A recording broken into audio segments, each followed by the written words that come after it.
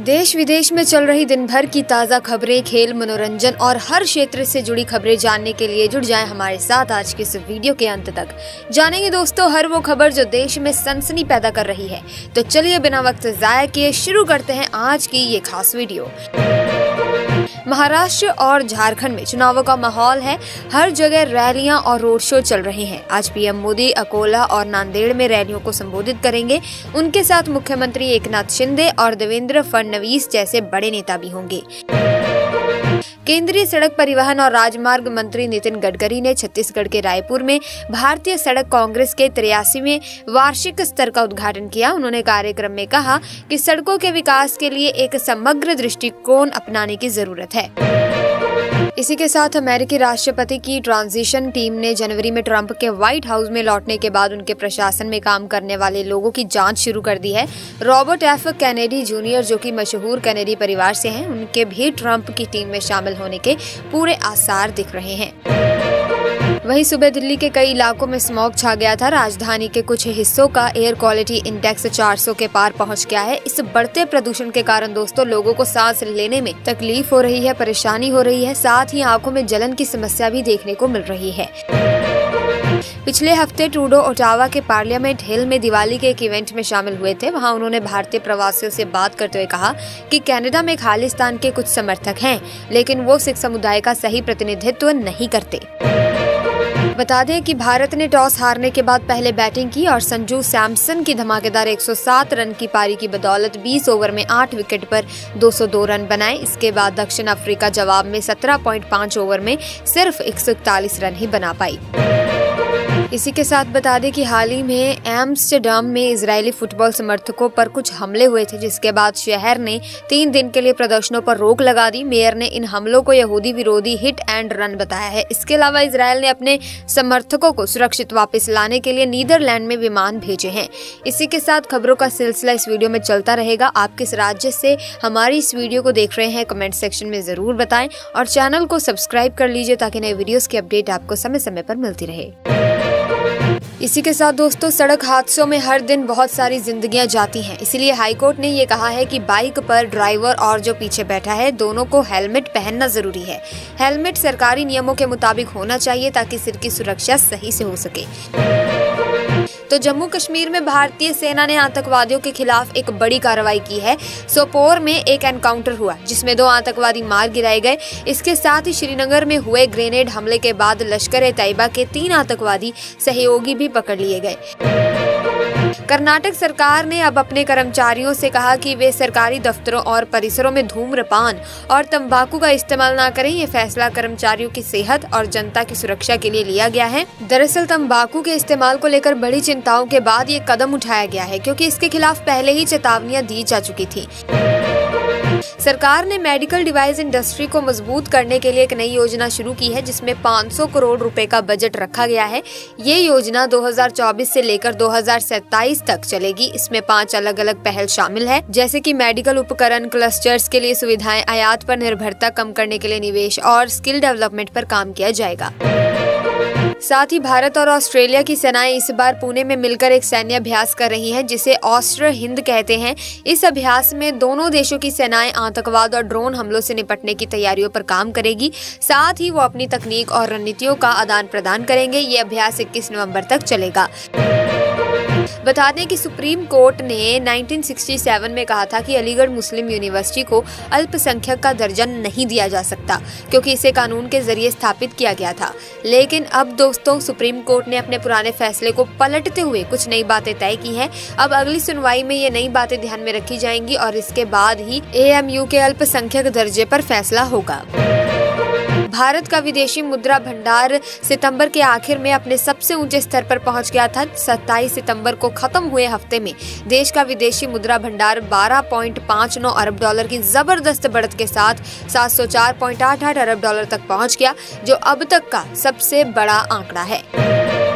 साथ ही पीएम मोदी ने कहा कि महाराष्ट्र की जनता ने विधानसभा चुनाव में भाजपा और एनडीए की विजय का शंखनाद कर दिया है। उन्होंने ये भी कहा कि विकसित महाराष्ट्र और विकसित भारत के लिए हमारी बहनों और बेटियों का जीवन आसान बनाना, उन्हें सशक्त बनाना बहुत जरूरी है।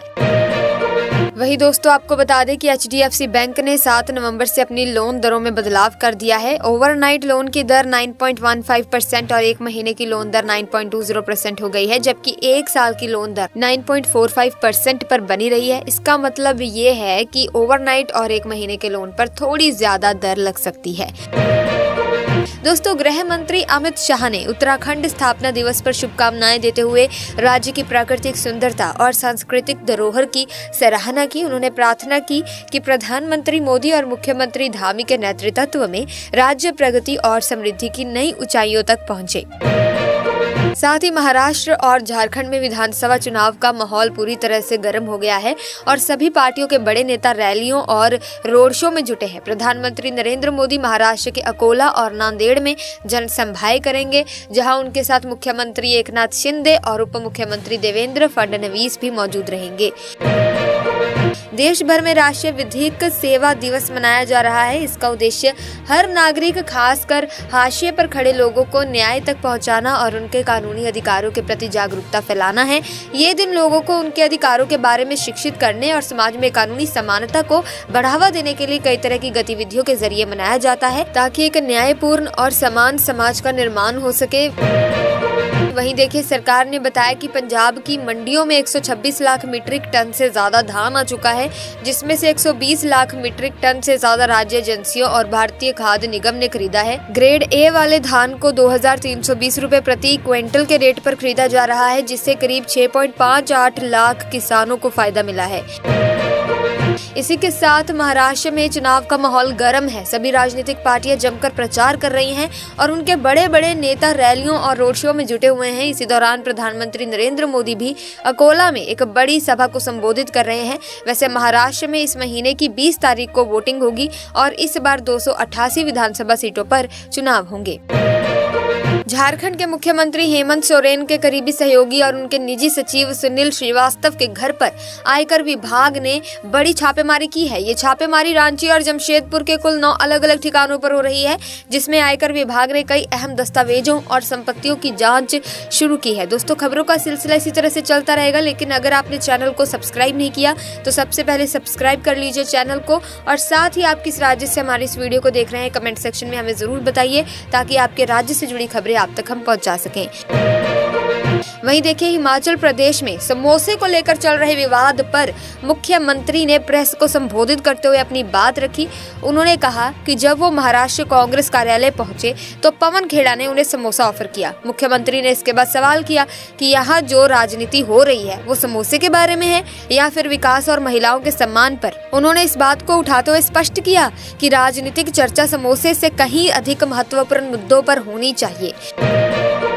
साथ ही देखिए, भाजपा नेता किरीट सोमैया ने मुंबई में रोहिंग्या और बांग्लादेशी घुसपैठियों की बढ़ती संख्या पर चिंता जताई है और प्रधानमंत्री नरेंद्र मोदी की एक है तो सुरक्षित है टिप्पणी का समर्थन किया। सोमैया ने इस मुद्दे पर सरकार के दृष्टिकोण को सही ठहराया और कहा कि ये देश की सुरक्षा के लिए जरूरी है कि इन घुसपैठियों पर कड़ी नजर रखी जाए। तेलंगाना के मुख्यमंत्री ए रेवंत रेड्डी ने मूसी नदी के कायाकल्प के लिए खास पदयात्रा अभियान शुरू करने का फैसला लिया है। इस पदयात्रा की शुरुआत वो सांगेम गांव से करेंगे और फिर मूसी नदी के दाहिने किनारे पर ट्रैकिंग करते हुए भीमलिंगम लौटेंगे। सुप्रीम कोर्ट ने अलीगढ़ मुस्लिम विश्वविद्यालय के अल्पसंख्यक दर्जे को लेकर अपना फैसला सुनाया है और अलीगढ़ विश्वविद्यालय को अल्पसंख्यक दर्जा बरकरार रखा है। हालांकि इसके लिए कुछ मानदंड भी निर्धारित किए गए हैं। अमेरिकी राष्ट्रपति की ट्रांजिशन टीम ने जनवरी में ट्रंप के व्हाइट हाउस में लौटने के बाद उनके प्रशासन में काम करने वाले लोगों की जांच शुरू कर दी है। रॉबर्ट एफ कैनेडी जूनियर, जो कि मशहूर कैनेडी परिवार से है, उनके भी ट्रंप की टीम में शामिल होने के पूरे आसार हैं। सुप्रीम कोर्ट ने 1967 में कहा था कि अलीगढ़ मुस्लिम यूनिवर्सिटी को अल्पसंख्यक का दर्जा नहीं दिया जा सकता, क्योंकि इसे कानून के जरिए स्थापित किया गया था। लेकिन अब सुप्रीम कोर्ट ने अपने पुराने फैसले को पलटते हुए कुछ नई बातें तय की हैं। अब अगली सुनवाई में ये नई बातें ध्यान में रखी जाएंगी और इसके बाद ही AMU के अल्पसंख्यक दर्जे पर फैसला होगा। इसी के साथ 78% भारतीयों ने देश की आर्थिक स्थिति को बेहतर बताया और एक साल में ये आंकड़ा 4% बढ़ा। भारत सिंगापुर के बाद दूसरे स्थान पर है, जहां लोग अपनी आर्थिक स्थिति को पॉजिटिव मानते हैं। ग्लोबल सर्वे के अकॉर्डिंग 61% लोग मानते हैं कि उनके देश की आर्थिक हालत खराब है और जापान में ये आंकड़ा सबसे ज्यादा है, 86% है। वहीं देखिए अगली खबर दोस्तों, सुप्रीम कोर्ट ने सरकारी नौकरियों को लेकर एक बड़ा फैसला सुनाया है। कोर्ट ने कहा कि अगर सरकारी नौकरी की प्रक्रिया शुरू हो गई है तो उस दौरान नियमों में कोई बदलाव नहीं किया जा सकता। ये फैसला राजस्थान हाई कोर्ट के एक मामले से जुड़ा हुआ है। इसी के साथ दोस्तों आज की वीडियो में बस इतना ही। आई होप वीडियो आपको इंटरेस्टिंग और इन्फॉर्मेटिव लगी होगी। अगर हाँ तो आप इस वीडियो को लाइक करें, ज्यादा से ज्यादा इसे शेयर करें और इसी तरह की और अपडेट्स पाने के लिए, हर रोज अप टू डेट रहने के लिए हमारे चैनल को सब्सक्राइब करके बेल आइकन को प्रेस कीजिए ताकि तमाम नए वीडियोस की अपडेट आपको मिलती रहे। मिलेंगे जल्द ही एक नई वीडियो में, तब तक के लिए जय हिंद, जय भारत।